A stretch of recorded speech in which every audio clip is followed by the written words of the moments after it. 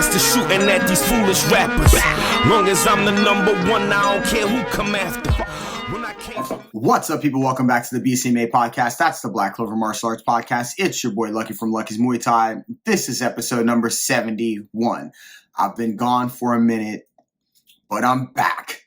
I had to take some time off because I was getting married. I don't know why I keep saying it like that, but I was getting married. We went out to Phoenix, Arizona, got married in an awesome place, had family and friends around. We'll talk a little bit about that later. But that's why I haven't been here. And then I got back, I got sick, and I had to take care of the gym and all this other things. And but I'm back. So a lot of things have happened in the fight world since I've been gone. So we'll touch on some of those things. Let's start with Aljamain Sterling, who won a highly contested battle against a returning Henry Cejudo, who is obviously one of the greatest combat athletes of all time, gold medal, 2 UFC belts. But Sterling won, split decision. I thought it was split decision the other way. I knew it was going to be super close and it was going to go either way. I would just say that it was a really, really good fight, and it could have been a draw. But once again, Sterling wins, but still gets the Rodney Dangerfield treatment. I get no respect. Dana has his whatever. We'll get into that. McGregor's fighting Michael Chandler. They keep saying. I don't know if that's a real thing, but they keep saying it again and again. Showed a clip of The Ultimate Fighter, which they were both coaching. Connor snatching Michael Chandler up by the neck. I don't know. Poirier and Gaethje for the BMF belt.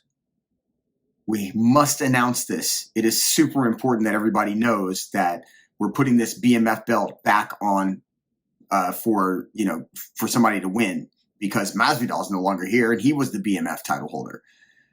Not because Francis Ngannou is doing something spectacular and we want to take away from that. It actually could be because of that. Gervonta Davis handles Ryan Garcia. Francis Ngannou, I just said, changed the game. Is PFL going to do something big? I mean, Dana seems to think so. Haney beat Loma. Close one. Anyway, so on and so forth. But first, if you like the show, keep the like, hit the subscribe button, tell a friend. It's good to be back out here. So pass it along. Let's get these likes and subscribes up.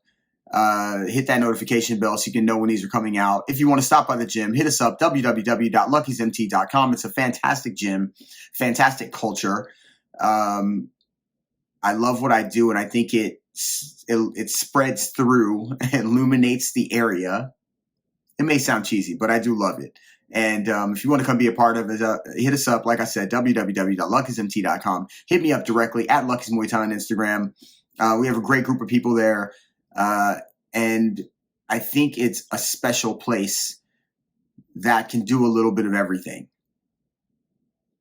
We do have a jiu-jitsu program run by Roberto Carrero. Great instructor. Come on by and check it out. www.luckysmt.com. Hit me up directly at Lucky's Muay Thai for a fantastic Miami Muay Thai experience. We are the best Muay Thai gym, Florida, period. And maybe all the way up the east. I'm like taking some liberties here, but we are damn good. And I'll put us up against anybody out there. Facts. All right, so let's talk. Did I touch that? Did I mess that up? All right, so let's talk about the wedding a little bit. We planned it from here, which was super difficult. We somehow managed to have put together enough money with friends and family to make it all happen. We did it at the Botanical Gardens in the desert, which was awesome. Lots of cacti, which my wife loves. And we were able to bring all of our friends and family from all the way, from Hawaii all the way over to Chicago, people from Miami, people from everywhere. So that was awesome as well. And it's a blessing to have the opportunity to find somebody to spend the rest of my life with. I hope everybody gets that chance, if that's what they're looking for, that they find somebody that they can, their ride or die for the rest of, the time that's left. So, yeah, man, super dope. My wife is dope as fuck. That being said, I don't want to stay super cheesy on here because, you know me, I'm an emotional wreck all the time. Anyway, Aljamain Sterling fought Henry Cejudo. Great fight. Scored it the other way. But the craziest shit always happens. These fighters go out and win. They do fantastic jobs. And then if they don't do automatically what Dana White says, he starts to dog them and say that they're scared or, you know, who knows what they're thinking. In this case, you know, I'll make an interim belt for Sean O'Malley if this guy's body's bothering him or whatever the case. I get it. He's not your favorite. You think he's maybe not a fan favorite, but the fact of the matter is the dude has been winning and he just beat Henry Cejudo. You cannot take anything away from him. He's one of the greatest bantamweights of all time. Period. And he's constantly showing his greatness. I mean, he's done this to Tyron Woodley. You know, there was a time when Anderson Silva was on his, you know, he's on his bad side. He's done this to everyone. The people that he knows are money makers, but they don't want to do what he wants them to do. Or maybe it is he just doesn't like them for whatever the case, whatever the reason may be, whatever the case may be. I have my own theories about it. But Aljamain deserves his flowers. The man said he'll still fight, but like, for goodness sakes, man, what a turnaround. Don't you usually say you don't even like book fights at these, like right after fights like this? I mean, and to the point where you're already talking about making an interim title, like give the man a moment to breathe. You really love that Sean O'Malley, man. I don't blame you, man. The dude's out there making money. His color, he's got his hair color like this picture right here, and driving fancy Lambos and shooting fancy guns, and you know he knows he can get the youth of the world to become fans and spend money. I get it, but it's still fucking whack. Salute to Aljamain Sterling, man. Francis Ngannou, just from one person that he doesn't like to another. This gentleman traveled the world, became heavyweight. Not traveled the world like he was on. You know, this man struggled, snuck, worked, you know, clawed, fought his way to literally becoming the UFC heavyweight champion. Decided he could make a difference for himself, other fighters in the future, and possibly fighters in the continent of Africa. And was treated as if he was trying to destroy something. People dogged him out on the internet. People dogged him out in fight organizations. Promoters dogged him out. Lo and behold, some of the promoters he didn't even talk to. They were lying. It was cap, as the young people say. That's literally the first time I ever used that, but this is the proper time. You know, the man just wanted to do something bigger than himself. And I think a lot of times people are projecting their failures, their losses, their potential failures on other people's ability to see greatness in the future. Don't blame this man for getting what he wanted.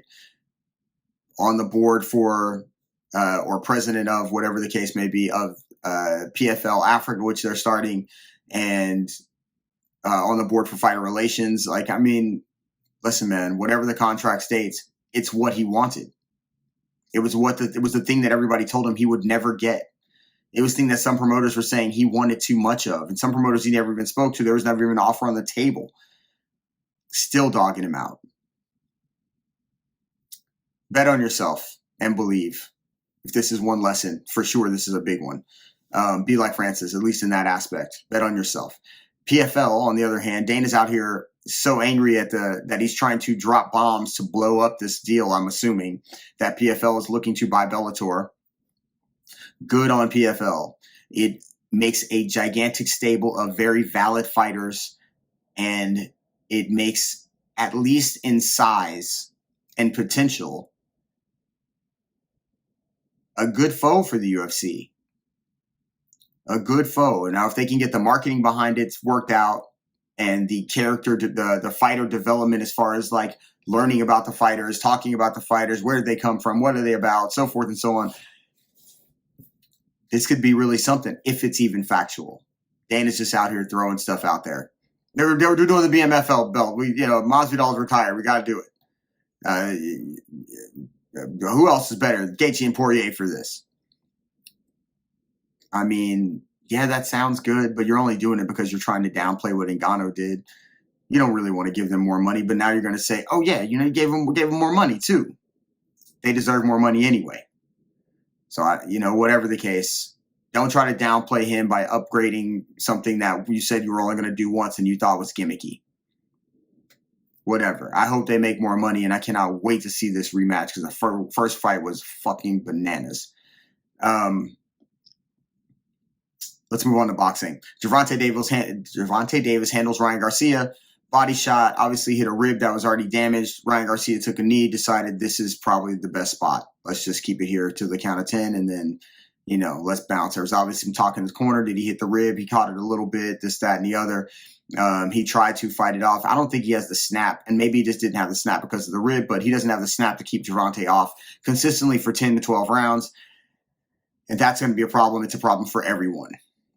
It's always an issue. If somebody's a good puncher, how long can you keep them off of you? Especially if they have a good boxing IQ, which Gervonta has.